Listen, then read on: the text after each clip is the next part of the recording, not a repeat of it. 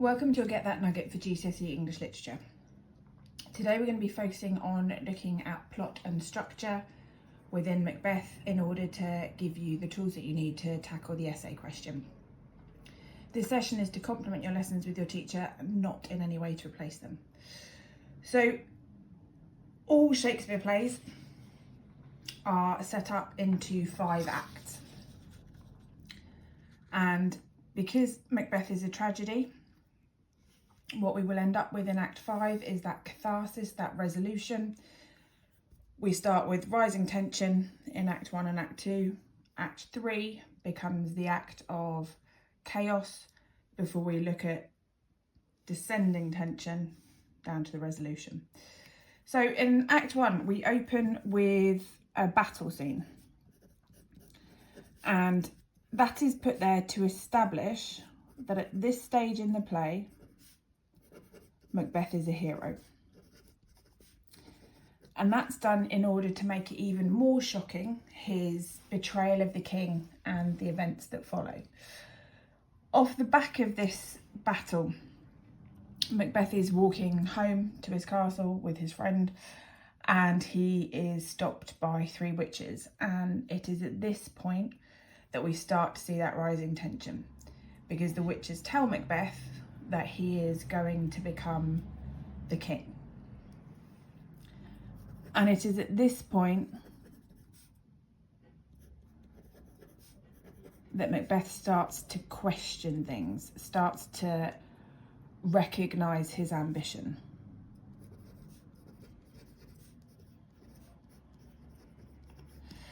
The witches say that Banquo's children will be kings, or he will father a line of kings.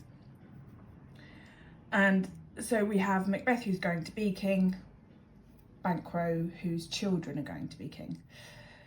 Macbeth is so overwhelmed by this that he writes a letter to his wife that is sent ahead of him, telling her what has happened, telling her what the witches have prophesied. And at this point, Lady Macbeth decides that Macbeth is too nice, too kind to do what he needs to do to become king. She believes that he needs to kill the king to become king. And it is at this point that we recognise that Macbeth is probably not as strong a character as we think he is, and not in control of his own destiny. The witches have pushed him down a path, and his wife is going to push him even further down that path. In Act 2, we see Macbeth showing doubt about this idea. He is loyal to the king. He understands the relationship to the king, and more than that, the king is a visitor in his house, and to kill him under his roof would go against all the laws of man and etiquette. So Macbeth starts to show doubt. And Lady Macbeth convinces him that it's absolutely the right thing to do, that he has to kill the king, because if he doesn't, he is a coward, he is a weakling, he is pathetic, and she won't love him. And so Lady Macbeth is manipulating, because we know that at the start of the play, Macbeth is a hero, Macbeth is someone who's fought a war, and so questioning his manhood is the thing that's going to push him over the edge. They murder the king, and it doesn't all go according to plan. Lady Macbeth is really haunted by the image of this. And with the king's death, both of his sons run away. And they run away because they are scared that they are going to be next, that someone's going to kill them. But in their absence, the next person in line for the throne is Macbeth. And so we see Macbeth become the king.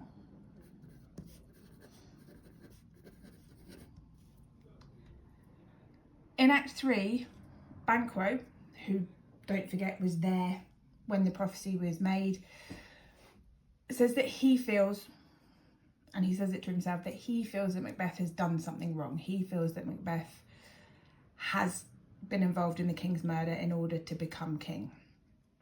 And Macbeth, whilst he is happy that he is king, recognises that there are too many loose ends and that he may need to get rid of Banquo in order that no one ever knows about the prophecy. So at the start of the act, we see Banquo being suspicious. We then see Macbeth hiring some killers, not only to kill Banquo, but also to kill his son, because Macbeth is still very aware that Banquo's sons have been promised to be king. He is at a banquet that he has organised for all of the noblemen.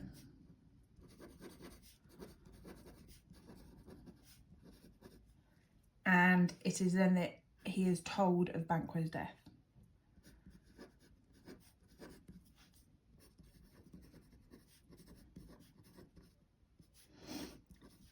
And this is where we start to see Macbeth unravelling. He seems like he's played it pretty cool up to this point. He knows what's happening.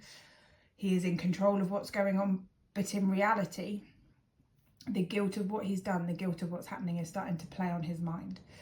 And at that banquet, he sees the ghost of Banquo. And the language that he uses when he is talking out loud, talking to the ghost of Banquo, starts to make all the other noblemen a bit suspicious, starts to make all of them feel that something is wrong. They end the banquet early because Macbeth is in no state to carry on. And at this point, Macduff flees to England.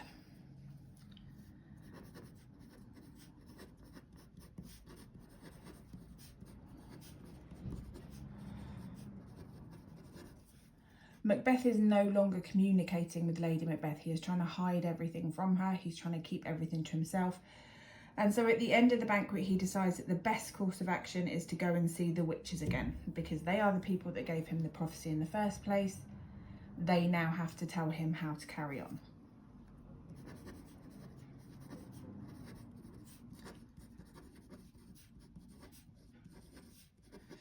So this is the act where everything starts to unravel. He's killed his best friend.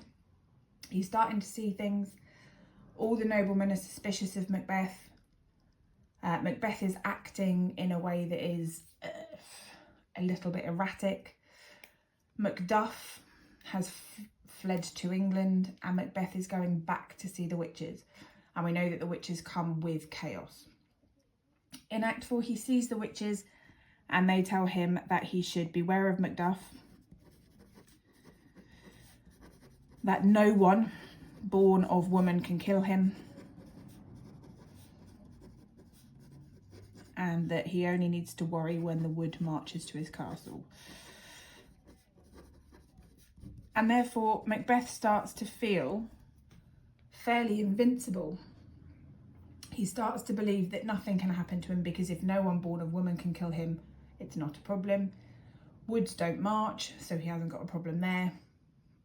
But he is stuck on the fact that the witches have told him to beware of Macduff. And so what he does in revenge for Macduff fleeing to England is murder all of his family.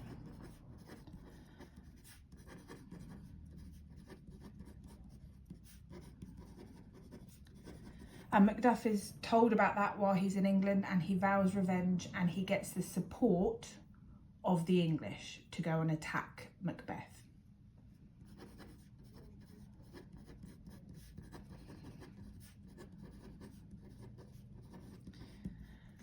And so at the start of Act 5, we are starting to get to the resolution.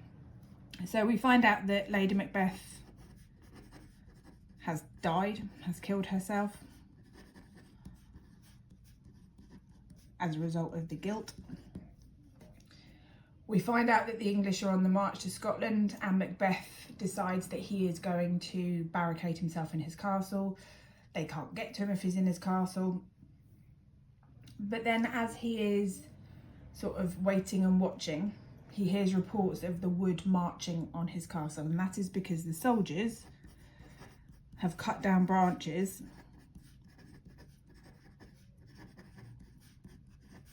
to hide themselves. And so the first part of the witch's prophecy is starting to come true. Macbeth therefore decides that given that no one can kill him, rather than staying in his castle and being safe, he is going to go out and he's going to face them head on. He kills lots and lots of people. No one seems to be able to lay a sword on him. No one seems to be able to injure him in any way. And then he comes face to face with Macduff. And at this point, we start to see that Macbeth is recognising what he's done. He's recognising how badly he's behaved, and he is starting to have regrets. So he says to Macduff, "Go away, I don't want to kill you. I've already killed too many of your family. Please don't fight me because I'm going to win, because no one who is born of woman can kill me." And at this point, Macduff reveals that he was born by caesarean section, so his mother was dead when he was born, and therefore he was not born of woman. They fight. Macduff is victorious. They mount Macbeth's head, and Duncan's son is pronounced king. And so at the end of the play, lots of people have died, but the natural order is restored.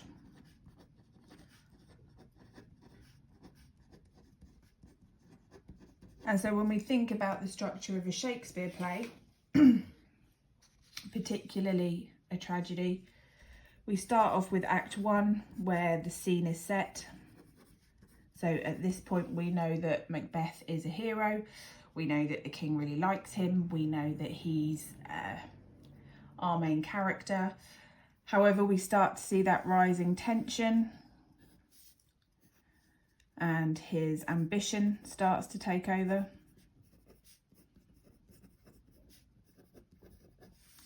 We get up to Act 3, and we have that chaos, we have that disorder, and we know that things need to come to a head. And we start to see that happening, and the play starts to come to its resolution with Macduff in England, the witches giving Macbeth false confidence,